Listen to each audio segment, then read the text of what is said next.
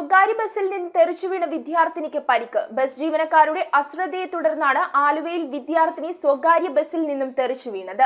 Aluva Edayappuram സ്വദേശിനിയും കലൂരിലെ GCI സ്ഥാപനത്തിലെ വിദ്യാർത്ഥിനിയുമായ നയനയ്ക്കാണ് പരിക്ക് പറ്റിയത്. എടയപ്പുറം നേച്ചർ കവലയിലെ വളവ് വേഗത്തിൽ തിരിക്കുന്നതിനിടയിലാണ് വിദ്യാർത്ഥിനി റോഡിലേക്ക് തെറിച്ചു വീണത്. കിസ്മത്ത് എന്ന ബസ്സാണ് അപകടം വരുത്തിയതെന്നും ഡോർ ശരിയായ വിധത്തിൽ അടയ്ക്കാതിരുന്നതാണ് അപകടത്തിന് കാരണമെന്നും യാത്രക്കാർ പരാതിപ്പെട്ടു. ഒരു വലിയ വളവുണ്ട് അവിടെ. ആ വളവ് വളഞ്ഞപ്പോൾ പെട്ടെന്ന് വെച്ച് കിട്ടിയില്ല. ബസ്സിൽ തിരക്കുണ്ടായിരുന്നു.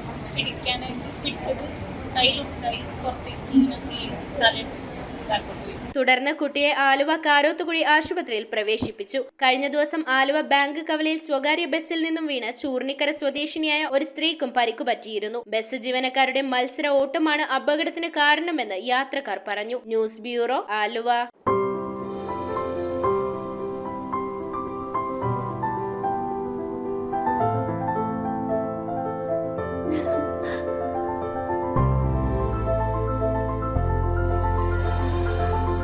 കളങ്കമില്ലാത്ത സൗഹൃദം പോലെ കലർപ്പില്ലാത്ത വിശ്വാസം.